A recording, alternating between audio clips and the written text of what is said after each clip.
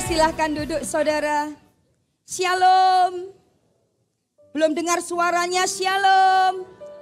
Oke, senang sekali sampai nggak bisa duduk ya di belakang ya saudara ya. Terus penuhkan tempat ini dengan orang-orang yang haus dan lapar akan Tuhan. Katakan amin.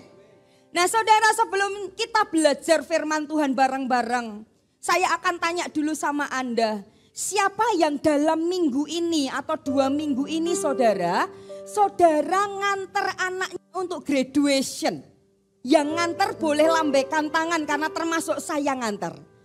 Oke, ada? Gak ngerti graduation itu apa? Wisuda saudara ya. Yang sudah lulus itu loh saudara ya. Yang nganter graduation bisa angkat tangan. Ya ada beberapa ya saudara ya. Nah saya tahu ketika masa-masa graduation termasuk saya. Yang seneng itu bukan hanya sekedar anaknya. Tapi saya lihat orang tuanya juga happy dan semangat banget. Karena saya lihat grup-grup WA per kelas itu saudara. Pertamanya itu silent night gitu saudara. Bahas apa? Silent night, diem. Tapi ketika mau graduation, anaknya mau graduation, mau wisuda. Wah grup-grup per kelas itu saudara semangat semuanya. Pada langsung ngomong gimana ya nanti foto anaknya, foto bootnya gimana. Oh iya pakai baju apa ya nanti anak-anak kita. Bajunya model apa ya? Putihnya harus seperti apa ya? Oh iya, kita ngasih surprise apa ya sama anak-anak? Ngasih hand buket apa? Mau dikasih panda, mau dikasihin apa? Pokoknya apa ya, isinya apa gitu saudara ya. Jadi yang saya lihat yang happy itu bukan anaknya. Yang dalam tanda kutip yang heboh itu bukan hanya anaknya. Tapi orang tuanya juga heboh dan senang. Dan saya lihat pas waktunya graduation itu biasanya kalau datang pertemuan tuh telatan gitu saudara. Tapi saat itu gak ada yang telat. Semuanya datang untuk sama-sama nikmati graduation anaknya. Dan saya ikut happy saudara. Nah saya tahu kenapa kok kita lakukan itu untuk anak-anak kita. Dan ketika mereka datang ke orang tuanya, dia bawa bunga kecil, gift kecil. Orang tuanya bawa gift besar saudara, bunga besar. Dan kenapa kok orang tua melakukan itu? Karena sebagai bentuk apresiasi pada anaknya. Dia akan bersyukur, dia kayak sebuah tanda mengucap syukur, nak thank you ya. Karena kamu sudah berjuang dari step demi step. Dari level demi level, dari kelas 1 sampai kelas 6, dari SMP 1 sampai SMP 3, kamu berjuang sampai kamu lulus, nilai juga kamu perjuangkan yang terbaik. Orang tuanya say thank you, makanya kasih gift, bunga atau isinya permen atau coklat apapun itulah gitu saudara ya. Semoga gak batuk kalau kebanyakan coklat gitu saudara ya.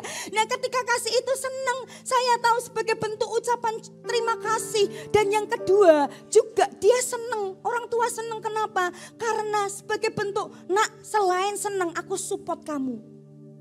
Kamu tahu kamu gak berhenti sampai di sini. Selanjutnya mama papa mendampingimu nih loh, ikut happy bersama-sama dengan kamu. Mama papa juga akan support kamu ke jenjang berikutnya. Kalau nanti katanya naik level lebih susah, aku akan support kamu, aku akan dampingi kamu. Dan ketika saya lihat itu saudara, saya belajar sesuatu. Demikian juga Bapa kepada kita loh. Bapak itu selalu menanti, Bapak itu selalu memandang, Bapak itu selalu melihat, punya ekspektasi pada hidup kita. Dia selalu berkata gini di dalam hatinya, aku punya ekspektasi pada hidupmu. Jangan cuma di kelas itu nak, jangan gak lulus-lulus. Jangan nek lolos ya lolos bersyukur itu saudara ya. Tapi bukan lolosnya, jangan di situ terus naik level. Dari kelas 1 naik ke kelas 2, dari kelas SMP naik ke SMA. Ayo lulus so. Kalau kau lulus Bapak juga happy. Tapi gak berhenti sampai di situ ya nak. Kamu belajar lebih lagi, kamu dipercaya lebih lagi, kamu harus naik kelas lebih lagi. Sampai Bapak bisa melepas engkau dan engkau kemanapun kau berada, engkau bisa menjadi berkat. Katakan amin. Nah saudara tahu enggak, Allah kita juga menanti kekristenan kita seperti itu. Jadi bukan hanya kekristenan yang duduk setiap minggu, setia beribadah setiap minggu. Tetapi kekristenan kita adalah kekristenan yang ada di dalam satu level aja. Atau malah aku gak naik kelas. Tapi setiap kali kita duduk beribadah, baik di dalam ibadah raya maupun CG, dia menanti, melihat, memandang. Dia menyiapkan sesuatu dalam kehidupan kita. Untuk apa? Untuk dia menantikan, nak kamu naik level enggak? Kamu naik kelas enggak? Kamu enggak di situ-situ terus toh? Bapak sedih loh kalau kamu tinggal kelas. Bapak sedih loh kalau kamu gitu-gitu aja. Kok TK terus?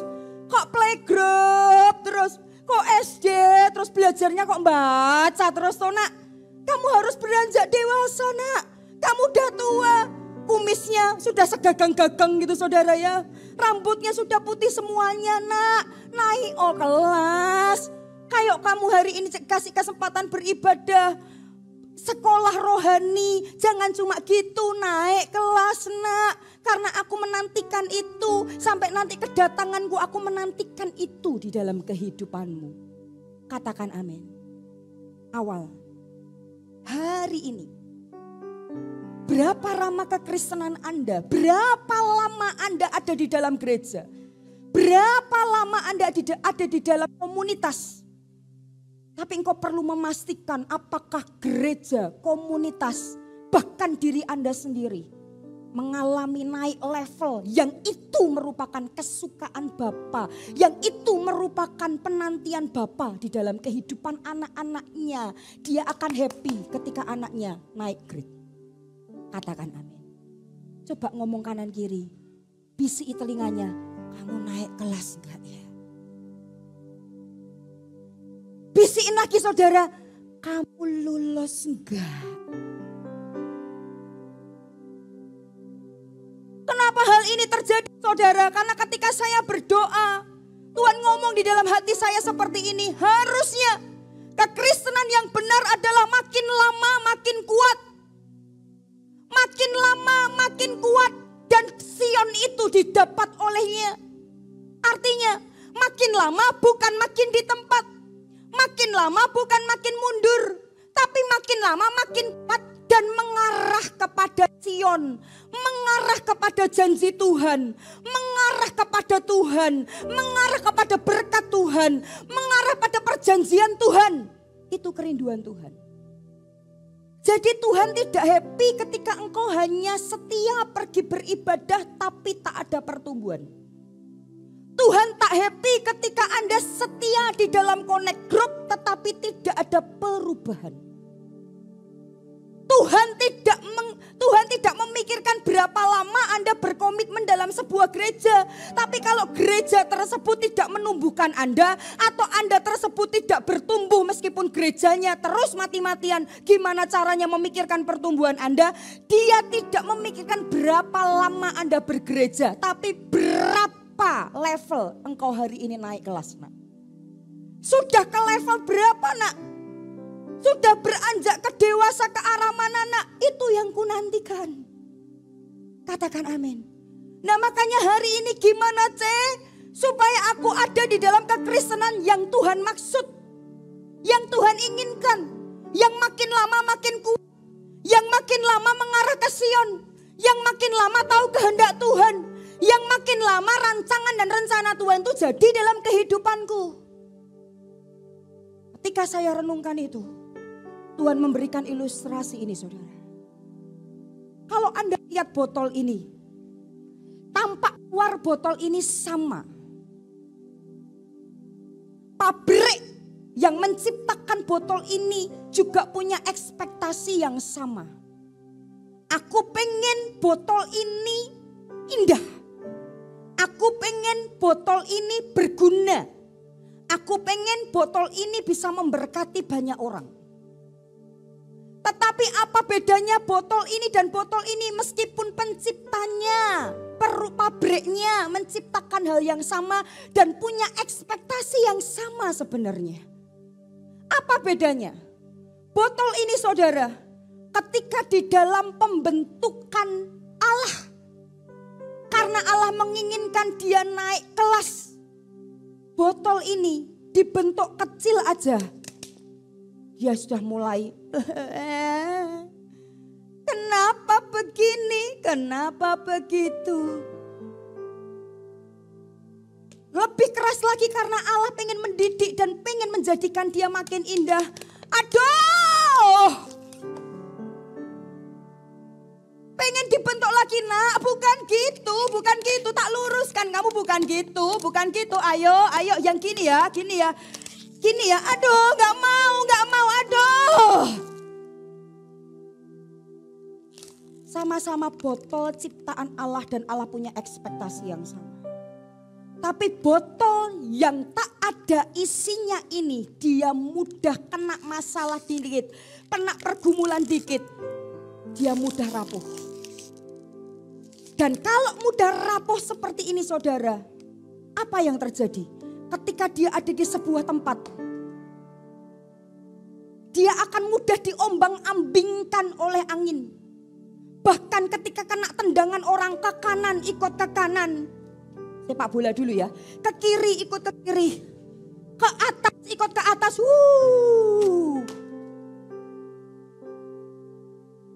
Lama-lama keselokan dan tidak berguna. Anda tahu? Why?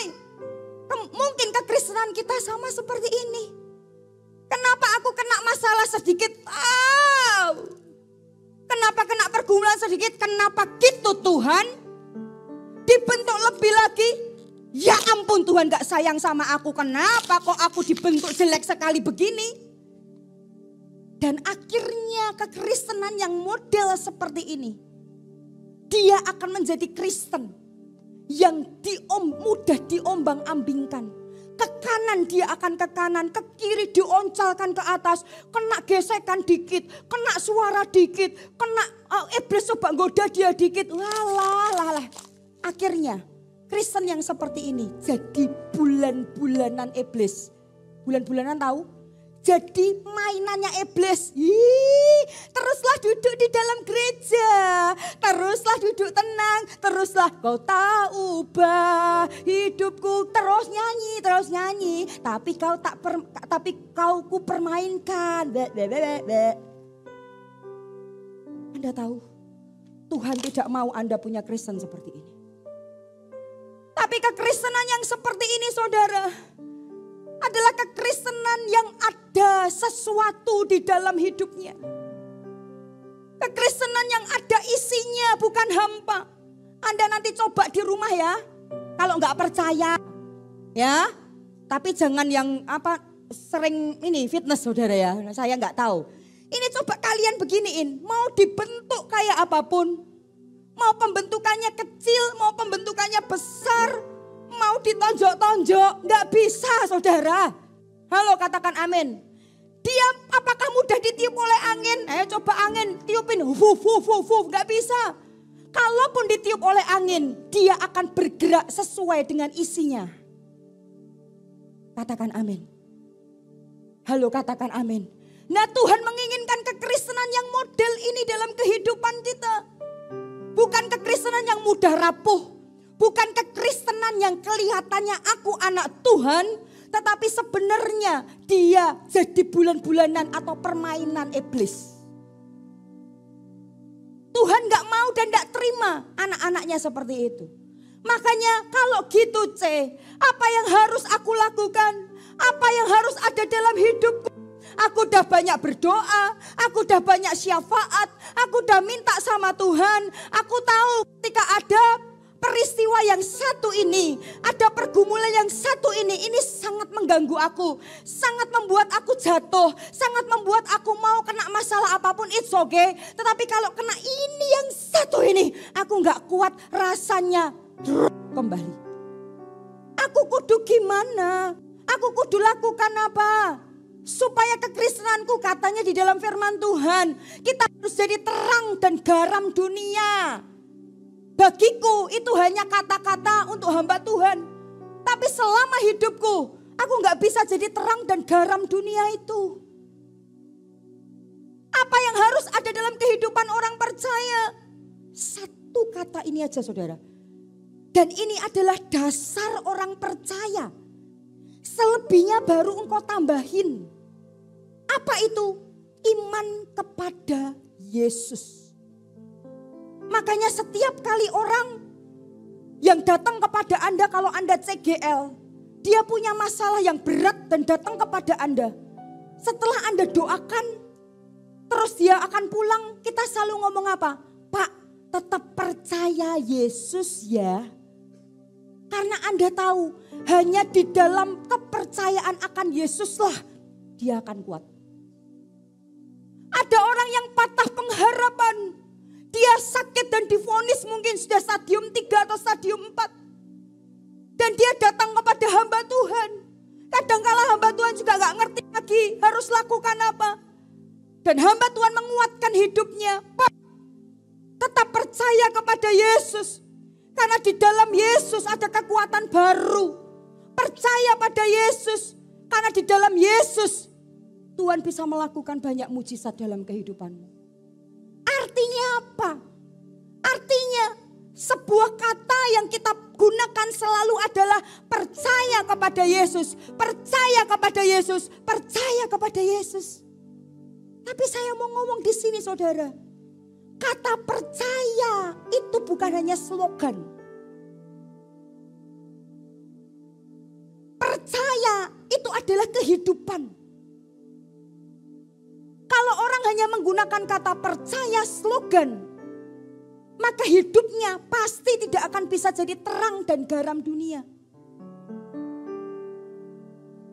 Kalau orang yang percaya, ditanya, kamu percaya Yesus enggak? Aku percaya Yesus. Jangan, kamu enggak boleh ngentengkan aku loh ya. Aku nih loh, Alkitabku segaban-gaban. Aku percaya Yesus nih loh. Salibku gede banget, aku percaya Yesus. Percaya bukan tampak luar. Percaya bukan hanya sebuah kata. Percaya adalah sesuatu yang kau hidupi di dalam kehidupan Anda. Dan percaya akan membuahkan sesuatu dalam kehidupan Anda. Kalau dikatakan percaya itu adalah kehidupan. Saudara, anjing kalau hidup dan mati bedanya apa? Anjing mati dia nggak bergerak. Anjing mati dia nggak bertumbuh. Anjing mati dia tidak menghasilkan sesuatu. Tapi kalau anjing hidup ini, Anda mungkin pegang kakinya, megang tangannya, megang mulutnya, dia tetap bukan gitu ya, anjing kok kayak gitu ya. Gimana sih sebenarnya, tahu saya bukan anjing gitu. Gitu. Dia akan bergerak, dia nggak mau diem. Dia meronta, dia mau melakukan sesuatu. Jangan kau anggap aku diem ya, jangan kau anggap aku mati ya, aku bergerak. Aku akan lakukan sesuatu, katakan yes. Anjing yang hidup juga saudara, dia pasti akan tumbuh, paling tidak bulu matanya tumbuh. Kalau ditanam saudara. Bulunya tumbuh, kukunya tumbuh. Ada sesuatu yang tumbuh dalam tubuhnya, dalam kehidupannya. Dan dia pasti menghasilkan sesuatu. Kalau enggak anak, ya paling enggak gitu loh saudara. Sorry. Bisa paham? Jadi kalau Anda berkata, imanku hidup. Betul tah? Karena yang ku yakin kalau iman itu hidup, imanmu akan membuat engkau enggak berhenti. Imanmu akan membuat engkau terus bergerak. Imanmu akan membuat engkau terus bertumbuh. Omong kosong. Kalau engkau berkata aku percaya Yesus. Tapi kau tidak naik kelas. Pakai kaca dan lihat. Aku betul gak kayak gini. Jangan sampai aku buang waktu pergi ke CG dan ibadah. Jangan sampai aku buang waktu komitmen dalam sebuah gereja. Aku harus bertumbuh. Kalau imanmu benar saudara, juga akan membuat engkau membuahkan sesuatu. Pasti. Buah-buah kehidupan itu akan tampak di dalam kehidupan Anda. Katakan amin. Saudara belajar sesuatu. Kenapa saudara? Kenapa kok kita harus punya iman? Karena yuk baca sama-sama di Ibrani 11 ayat yang pertama. Saudara masih bersama dengan saya? Anda ngomong kamu hidup atau mati nak? Oke, boleh ngomong ke kanan kiri, kamu hidup atau mati bro, sis. Ibrani 11 ayat yang pertama, iman itu ya apa sih? Kenapa kok harus punya iman? Belajar bareng-bareng ya. Ibrani 11 ayat yang pertama, 2, 3. Yang keras ya, 2, 3.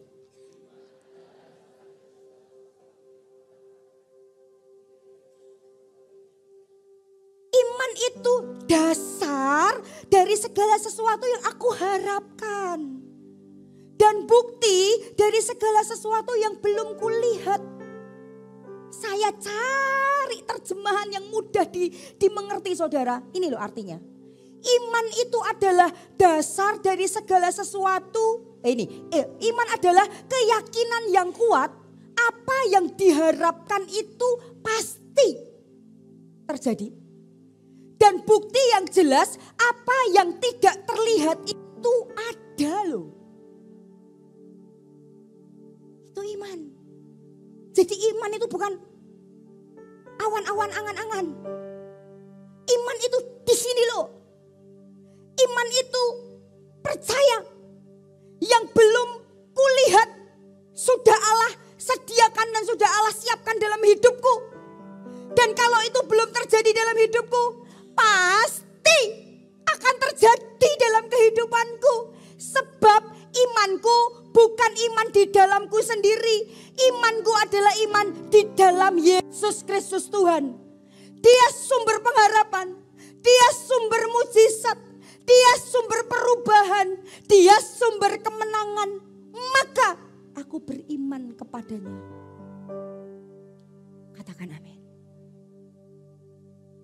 Jadi kalau orang punya iman yang benar, bukan Imron saudara, bukan imam saudara, tapi iman yang benar, maka kehidupannya pasti akan berbeda dari dunia ini.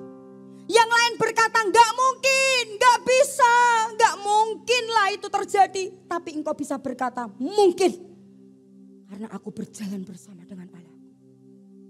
Gak mungkin aku bisa berubah. Aduh, aku sudah ke A, B, C, D. Aku sudah ya ampun ke psikologi, ke dokter, ke ini, ke itu. Gak mungkin katanya gak mungkin. Pakailah iman bukan Imron. Iman di dalam Kristus Yesus. Mau ketawa sendiri. Iman di dalam Kristus Yesus Tuhan. Karena iman itu ini loh. Kau betul-betul keras. Yang belum kulihat. Itu sudah Tuhan sediakan. Yang belum terjadi pasti akan terjadi dalam kehidupan.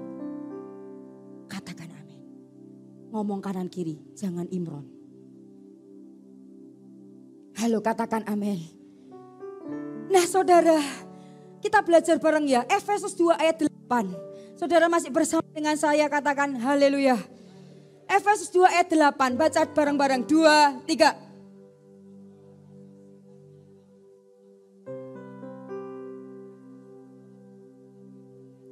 Sebab karena apa saudara? Kasih karunia, kamu apa saudara? Diselamatkan. Itu bukan hasil apa? Usahamu, tetapi apa? Pemberian Allah. Kau hari ini bisa mengenal Yesus, kau diselamatkan oleh Yesus. Anda harus tahu, itu bukan hasil kerja keras kita. Tapi itu kasih karunia Allah. Ada bagian yang harus kita kerjakan, tapi ada bagian yang besar yang namanya kasih karunia yang Tuhan limpahkan dalam hidup kita. Jadi tugas manusia hanya percaya, mengucap bahwa Yesus adalah Tuhan dan Juru Selamat. Cuma itu, dan Tuhan menambahkan semuanya, memberikan upah. Dengan apa? Engkau dibuat damai sejahtera, engkau dilepaskannya, engkau dibuat sukacita, engkau semua janji-janji Allah diberikannya kepada Anda. Katakan amin. Kalau firman Tuhan tegaskan, bukan hanya kau terima kasih karunia, bukan hanya kau terima keselamatan, tapi kasih karunia dan keselamatan itu bisa kau terima kalau engkau punya iman. Nangkep saudara. Dan di situ waktu saya menggumulkan firman Tuhan ngomong gini. Bukan hanya tentang keselamatan Erna. Tapi hal apa yang butuh diselamatkan lagi dalam kehidupan anak-anakku? Mereka sekarang menantikan keselamatan apa? Mereka mungkin menantikan keselamatan. Kenapa kok hubungan suami istriku cekcok terus? Rasanya kalau masuk rumah, rasanya kayak angkatan bersenjata Republik. Enggak boleh ya, gitu sudah. Rasanya kok kayak mau perang gitu. Kenapa kok sedikit aja kok nggak ada damai ya di rumah? Rasanya pengen keluar dari rumah. Rasanya kenapa kok ketemu dengan mertua pengennya baik, dah dapat firman baik, harus bersikap baik. Tapi kenapa kok kayak gini ya? Aduh. Kenapa bisnisku ini ya ampun sudah happy diberkati tapi drop lagi. Happy diberkati drop lagi. Kenapa pelayananku aku udah semangat ini lakukan sesuatu. Tuhan memberikan mimpi, Tuhan memberikan visi. Tapi ya ampun kenapa begini. Aku drop lagi. Why? Kenapa aku gak bisa lepas dari dosa pornografi? Aku sudah minta didoakan pelepasan. Aku sudah minta dilayani. Why? Kenapa ini terjadi dalam kehidupanku? Aku butuh diselamatkan di sini.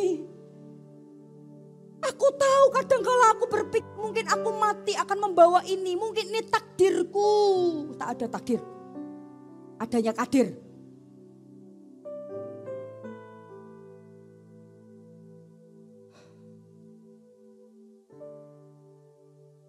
Saudara, satu yang harus kau punya. Kalau engkau butuh diselamatkan. Kasih karunia itu sudah Tuhan sediakan untuk hidup Anda. Tapi masalahnya kenapa kasih karunia itu gak bisa kau gapai? Karena engkau tidak hidup di dalam iman dan percaya akan Tuhan. Iman Anda lip service. Iman Anda hanya quote. Iman Anda tidak kau hidupi dan kau hidupkan. Sehingga kekristenanmu tidak sama seperti kata firman Tuhan berkemenangan. Makanya tak ada yang tak mungkin untuk engkau tak bisa. Jadi terang Allah. Kalau engkau nangkep ini. Keluar dari tempat ini. Kau mau di komunitas sekolah. Di komunitas CG, di komunitas kerja. Engkau akan berbeda, saudara. Katakan amin. Halo, katakan amin. Coba ngomong kanan kiri lagi. Butuh diselamatkan apa bro? Bronya yang keras ya sis gitu saudara ya. Saudara belajar sesuatu katakan yes. Belajar lagi ya saudara ya. Di Ibrani 11 ayat yang ke-6 baca bareng-bareng. 2, 3. Tapi tanpa iman tidak mungkin orang apa? Berkenan kepada Allah. Sebab barang siapa berpaling kepada Allah, ia harus percaya bahwa Allah itu ada. Dan bahwa Allah apa? Memberi upah lagi, berkat lagi. Kepada orang yang apa saudara? Sungguh-sungguh mencari dia. Saudara firman Tuhan katakan tanpa iman tak akan orang berkenan. Tapi orang yang berkenan kusiapkan upah. Berkat. Berkat bukan hanya berbicara tentang money semua. Jadi katakan yes. Artinya apa saudara? Saya tuh ngerenung gini, berkenan itu ya opo sih? Tuhan berkenan itu ya apa ya? Berkenan tuh kayak gini. Kalau hari ini, siapa ya? Ibu Meli. Kalau Bu Meli saya berpikir, saya gak mengenan dia. Dia tak begitu penting bagi aku. Maka saya akan berpikir ketika dia main di rumah saya, Mel di luar saja atau kok gak telepon. Mam, aku mau main ke rumah boleh? Oh dia padahal ada di depan rumah. Mami gak ada. Padahal saya sereng baru masak. Nangkap ya. Yang gak dikenan lagi. Dia udah ketok-ketok pintu. Saya gak bukain. Saya nggak suruh dia masuk ke ruang tamu bahkan. Dia mau masuk ke ruang keluarga, jaja. No. Bisa nangkep? Tapi orang yang berkenan di hadapan Allah itu kayak gini loh. Saya berkenan saya mengenan Ibu Meli. Saya akan ngomong, Mam aku mau main ke rumah. Iya main, ayo main. Habis itu dia baru di luar. Mami selalu nyuruh masuk ya. Mel masuk. Saya suruh masuk. Ayo di ruang sini, di ruang. Bukan hanya ruang tamu tapi ruang keluarga. Langsung saya nggak cuma diam, saya buatin masakan yang paling enak saya.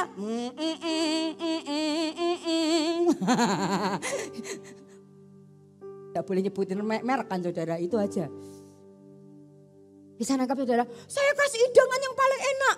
Terus habis itu karena saya senang dengan dia. Saya apa saudara? Cerita, curhat, sampai mungkin melo-melo, sampai saya punya keberhasilan dalam proyek demi proyek. Saya ceritakan bukan hanya sekedar cerita. Saya akan ajak dia, ayo sama-sama ikut. Kalau aku diberkati, aku juga pengen kamu diberkati. Ayo sama-sama. Bisa nangkap saudara? Orang yang dikenan Allah karena punya iman yang benar tadi. Akan diajak Allah bukan hanya di depan pintu. Tapi akan diajak Allah masuk sampai ke ruang keluarga. Dicurhatkan semua saudara. Sampai kita memahami hatinya itu ya apa. Sampai dikasih kepercayaan, ini kartu kreditku ya. Oh nah ini belum ya. Ini kartu kreditku ya. Kalau Allah ini ya pakian. Untuk lakukan sesuatu kamu bisa lakukan apapun. Kalau saya mau tidak hanya jadi jemaat tok. Saya pengen dikenan oleh Allah. Sampai di titik surhatolah. Allah, surhato Allah. Proyek apa yang bisa aku kerjakan?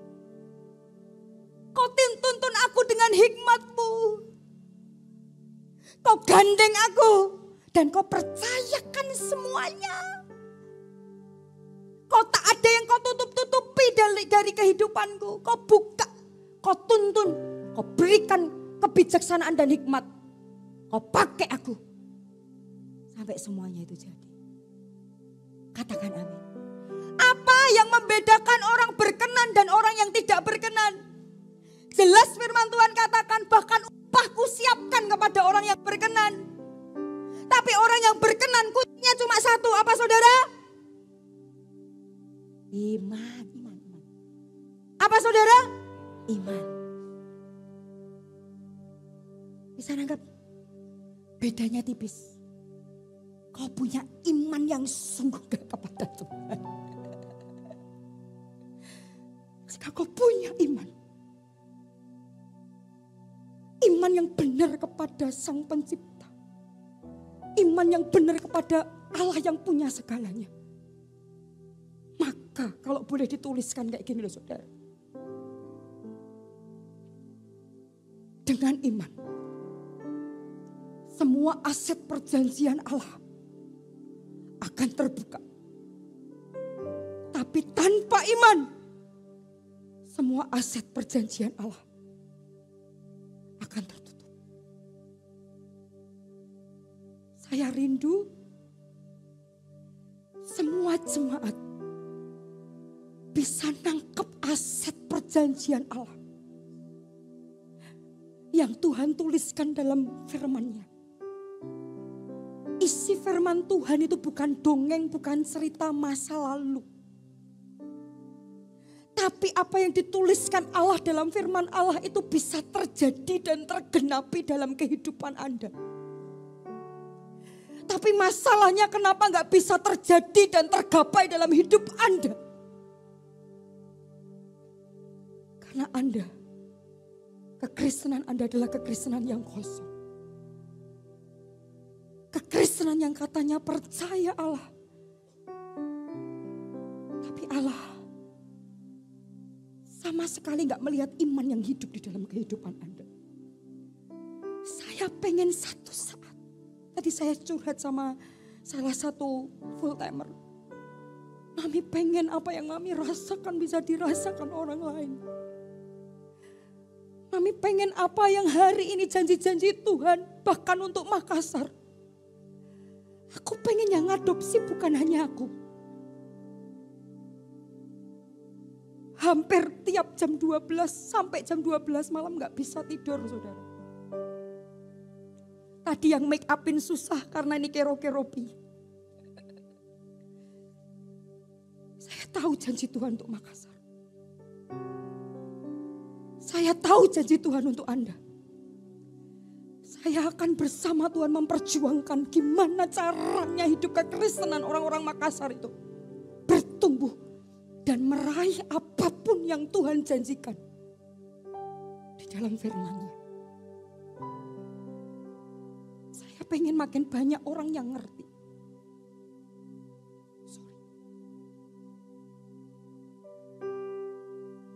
Koreksi hati kita. Aku iman yang main-main atau aku punya iman yang benar? Jika imanmu benar, kau sampai dibawa masuk oleh Allah. Ngerti apa yang menjadi hati Tuhan. Katakan amin. Lagi ya saudara ya. Ngomong kanan kiri jangan nangis gembeng gitu saudara. 1 Yohanes 5 ayat yang keempat. Baca bareng-bareng. 2, 3.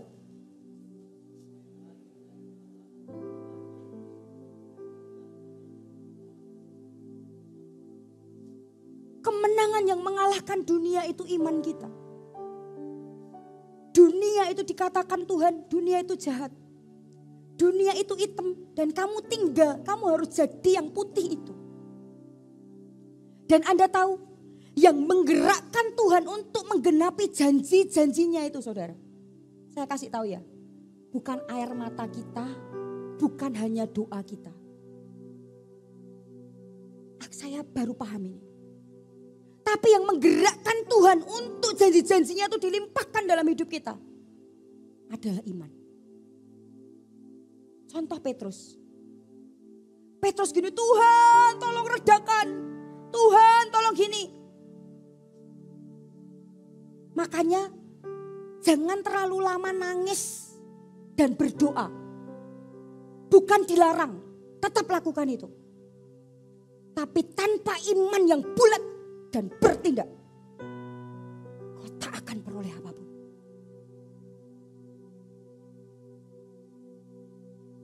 Katakan amin. Dan yang bisa, dan iman itulah kata firman Tuhan, yang bisa membuat engkau tegak berdiri di dunia ini. Dan kau bisa mengalahkan dunia. Apa aja itu? Yang pertama, cepat kok. Iman itu adalah dasar atau kekuatan untuk mempercayai segala sesuatu yang difirmankan oleh Tuhan. Saya tahu tiap kita pasti punya pergumulan. Entah pergumulan keluarga, pergumulan ekonomi, pergumulan kehidupan. Tapi jangan sampai pergumulan itu membuat Anda terlalu berpikir dan menghilangkan iman. Sehingga pergumulan Anda itu membuat Anda malah jadi sakit, menjadi stres. Bahkan saya berdoa gak ada orang yang begini. Tapi banyak saya lihat orang-orang Kristen kalau kena pergumulan yang cukup berat, ujungnya sakit mah akut, masuk ke rumah sakit, atau kalau enggak kudu ke psikologi karena rodok miring sedikit saudara. 7/5. Saudara harus tahu pergumulan itu ada ya karena kita masih tinggal di dunia. Tapi di balik pergumulan, di balik cucuran air mata, di balik apa yang kau pikirkan, belum tentu apa yang kau pikirkan itu sesuai dengan apa yang kau asumsikan saudara. Saya itu berulang-ulang, ya ampun ngapain aku terlalu mikir kayak gini, ya ampun. Jadi aku sakit mah. Aduh, nyesel sendiri gak bisa makan enak. Di balik apa yang kau pikirkan, di balik kesetresan Anda harus tahu ada iman di atasnya. Ada Yesus yang memberikan pertolongan kepada hidup Anda. Katakan amin. Makanya hari ini kalau Anda mikirkan sesuatu, izinkan Tuhan, aku gak mau terlalu kayak gini. Apa yang aku pikirkan, aku akan pikirkan. Tetapi di balik apapun yang aku pikirkan, aku masih punya Yesus. Sumber pengharapan. Tinggal aku switch aja. Yang kurang beriman menjadi beriman. Katakan amin. Yang kedua, saudara, kenapa kok kita bisa menang terhadap dunia ini? Karena iman itu adalah kekuatan untuk meninggalkan karakter dan kebiasaan buruk. Kita baca ya di Roma 1 ayat 17. 2, 3. Orang benar hidup oleh apa saudara? Iman. Dengan kata lain itu kayak gini loh. Orang bisa hidup benar kalau dia punya iman. Orang kalau punya iman harusnya hidupnya benar. Makanya dikatakan di slide berikutnya kayak gini. Yuk next slide, nomor 2 sudah.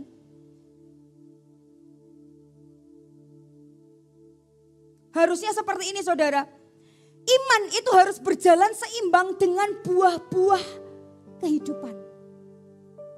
Jadi kalau kita berkata aku punya iman, tetapi engkau tidak membuahkan sesuatu, karakter kehidupanmu makin baik, makin berkenan kepada Allah, menurut saya perlu dipertanyakan iman Anda. Contoh, kadangkala tuh iblis tuh kasihan loh. Kok bisa ya hamba Tuhan mengasihani iblis gitu saudara?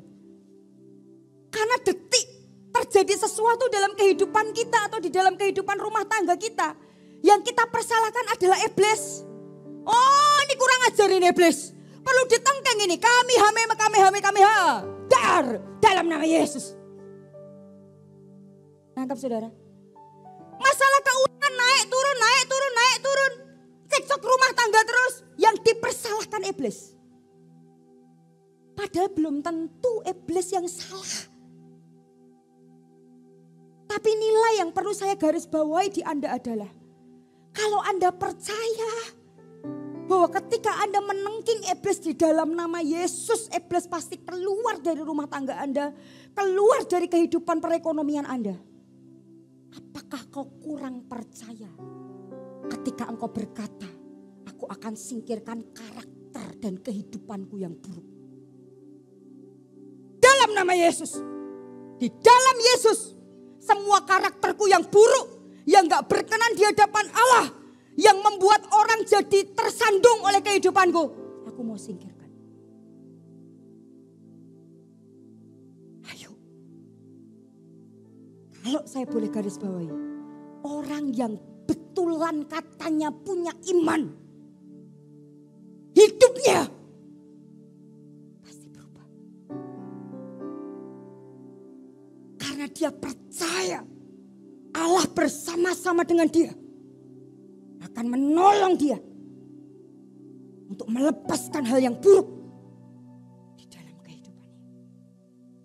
Kalau terlalu bahasa Cinanya tocue saudara. You know? Tolong aku dalam nama Yesus. Tolong. Aku percaya, aku beriman, rumah tanggaku akan pulih dan mulutku juga akan pulih. Karena terlalu Donald bebek. Tahu saudara, disitulah titik orang percaya menjadi terang dunia. Katakan amin. Ngomong kanan kiri, jangan marah sama hamba Tuhannya. Yang ketiga terakhir, iman itu apa saudara? Iman itu adalah kekuatan untuk menantikan mujizat. Kekuatan untuk menantikan mujizat sampai jadi. Itu namanya iman. Karena iman itu berasal dari kata faith. Tapi dari faith itulah akan membuahkan buahnya faith. Buahnya percaya adalah faithfulness. Kesetiaan. Kesetiaan itu dia akan tekun, dia akan sabar, dia akan setia. Menantikan apa yang menjadi janji Tuhan itu harus jadi di dalam kehidupannya. Jadi kalau orang berkata, ku percaya, tapi ragu terus. Nanti kalau ada orang gitu ya saudara cuma gitu. Gitu aja dia pasti udah ngerti. Karena udah dengerin khotbah ini. Tapi jangan takut sharing sama hamba Tuhan, enggak apa-apa. Oke? Amin. Karena ketika engkau percaya, engkau akan setia tekun sampai janji Allah itu tergenapi. Aku enggak akan berhenti. Sebab, tak kasih tahu saudara, Allah kita itu sangat gemar membuat mujizat. Air biasa diobo-obo, airnya diobo-obo jadi anggur kan burung baru enak-enak terbang. Orang Israel lapar Tuhan. Burungnya langsung, ayo pasukan burung. Kita ke sana, disuruh oleh Bapak. Jadi makanan. Gemar kan? 5 roti dan 2 ikan. Mungkin bukan bim salah bim ya saudara ya. Bukan gitu ya, masalah gitu ya. Enggak tahu bagaimana ya. Malu aku jadian. 5 roti 2 ikan saudara. Dalam nama Bapa, Putra dan Roh Kudus. Mungkin doanya begitu. Langsung saudara 5 roti 2 ikan bisa untuk ngasih makan banyak orang. Kau perlu mengenal Allahmu. Kau tak minta pun dia pengen piye caranya mujizat itu terjadi. Kau gak berteriak mujizat kayak apapun, dia sudah pengen berkreasi jenis mujizat apa yang akan aku berikan kepadanya. Karena dia terlalu percaya, terlalu beriman kepadaku. Itulah sifat Allah Anda. Jadi gak usah kepo, aku butuh mujizat, kenapa kau tidak menyediakannya? Siapa bilang? Dia sudah menyediakannya. Katakan amin. Katakan amin. 1 ayat terakhir, bangkit berdiri sama-sama. Saudara hari ini diberkati, katakan yes.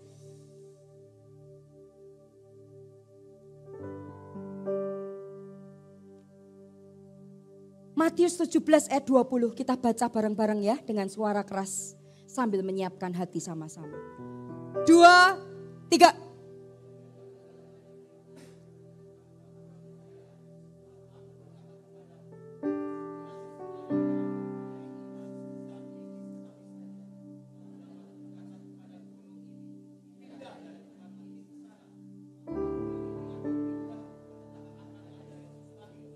Ini yang Tuhan taruh di dalam hati saya untuk Anda.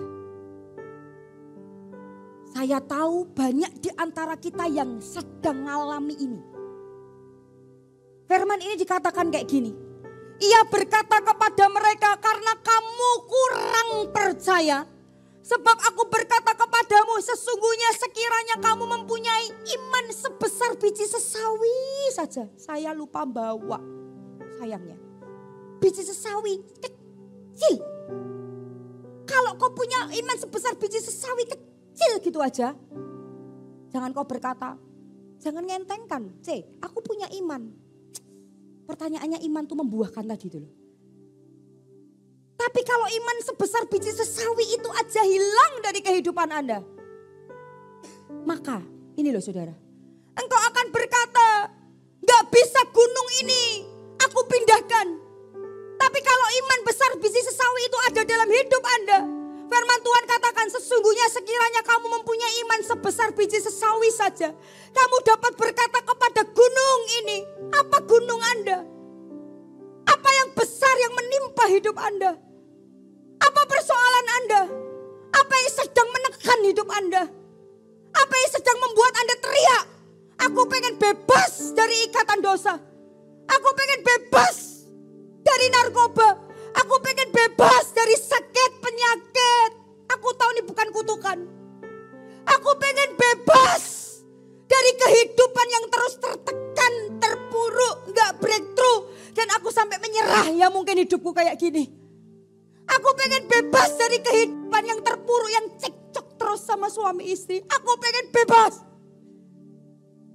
Bahkan aku sampai gak merasakan sesuatu dalam kehidupan rumah tanggaku. Aku ngerasa hampa. Aku ngerasa rasa-rasanya pengen keluar aja dari Roma.